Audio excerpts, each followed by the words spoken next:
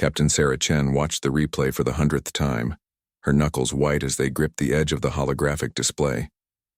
The UHMS Mercy's hand, clearly marked with the universal Red Cross symbols and broadcasting medical identification codes on all frequencies, drifted peacefully through the Kepler 442 system. Its hull gleamed white against the star field.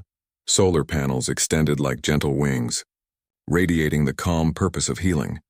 Then came the plasma torpedoes. The Zephyrian warships emerged from their cloaked positions like predators striking prey.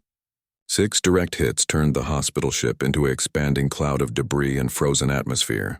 300 medical personnel, 400 wounded from 7 different species.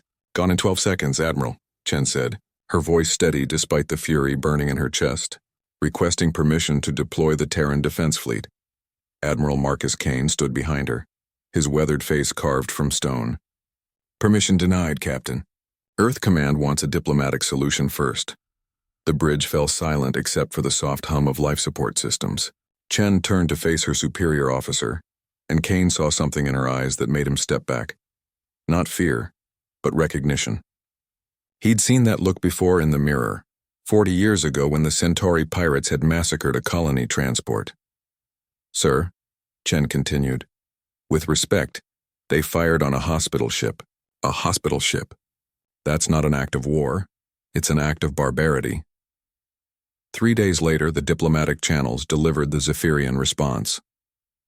The vessel contained weapons and posed a threat to our security forces. We regret any misunderstanding. Chen found Admiral Kane in his quarters staring out at the star field through the massive viewport. They're lying, sir. Our sensor logs proved the Mercy's hand was completely unarmed. Not even defensive shields, Kane nodded slowly. I know, Earth Command knows. Hell, half the galaxy knows. He turned to face her. The Council of Species is calling for sanctions. The Altarians are threatening to break off trade relations. Very civilized responses. And what does Terra say? Kane's smile was sharp enough to cut steel. Terra says that anyone who fires on a hospital ship has declared war on the concept of mercy itself. And humans. He paused, looking back out at the stars. Humans take mercy very seriously. Within 24 hours, the largest fleet in human history began moving toward the Kepler 442 system. Not just military vessels. Every ship that could mount a weapon, from corporate security cruisers to converted mining barges. The Vengeance and Retribution, Earth's newest dreadnoughts, led the formation. Behind them came battleships with names that spoke of humanity's long memory. Righteous Fury, Justice Delayed, Never Forgotten.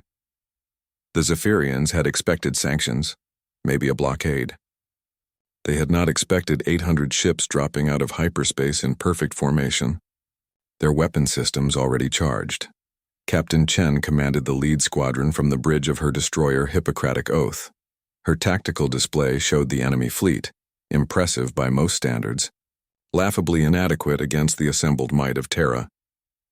This is Captain Sarah Chen of the Terran vessel Hippocratic Oath, to all Zephyrian ships, she broadcast on all frequencies. You fired on a hospital ship. You murdered doctors, nurses, medics, and patients. You violated every civilized law of warfare. Her voice carried across space with the weight of absolute conviction. Surrender now and you will receive the mercy you denied to others. The Zephyrian commander's response crackled through the comm system. You dare threaten the Zephyrian Empire? We are a warrior race. We do not yield to soft-skinned mammals. Chen nodded to her weapons officer. Then let us show you what soft-skinned mammals can do when you murder our healers. The battle lasted 17 minutes. The humans didn't simply defeat the Zephyrian fleet. They dismantled it with surgical precision. Every weapon system disabled. Every engine crippled. Every ship left drifting but intact. Their crews alive but utterly helpless. This is Chen to all Zephyrian vessels. Your weapons are disabled. Your engines are dead. You are alive. She paused, letting the weight of that last word sink in. Do you know why you're alive? Because humans understand the difference between justice and vengeance. Because we honor the principles that you spat upon. She activated the fleet-wide channel. All Terran vessels prepare for Phase 2. What happened next would be talked about in military academies for centuries. The human fleet didn't leave. Instead, they deployed mobile medical stations. They began rescuing Zephyrian survivors from damaged ships.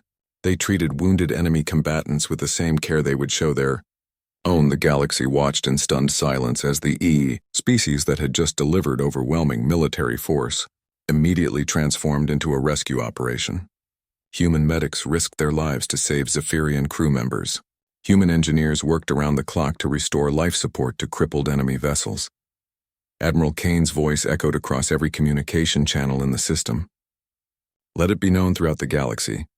Humanity will answer any attack on medical personnel with absolute force. But we will also demonstrate the mercy that was denied to the Mercy's hand. We are not like you. The Zephyrian Empire formally surrendered within the week. They paid reparations to the families of those killed aboard the hospital ship. They agreed to accept human observers in their military to ensure compliance with interstellar medical protection laws. But the real victory came 3 months later, when the first joint human Zephyrian hospital ship launched from Earth orbit. Its name, Second Chances. Captain Chen, now promoted to admiral, stood on the bridge of her new flagship and watched the hospital ship disappear into hyperspace on its maiden voyage. Its crew was half human, half Zephyrian, all dedicated to the proposition that healing transcends species. Remarkable, said the Zephyrian liaison officer standing beside her. Your people could have destroyed us completely. Instead, you taught us something we had forgotten. Chen smiled. What's that? That true strength isn't the ability to destroy your enemies. It's the wisdom to turn them into friends. As the stars wheeled overhead, Chen reflected on the strange mathematics of human nature. They had responded to one destroyed hospital ship with a fleet of 800 warships, and somehow ended up with more hospital ships than they started with.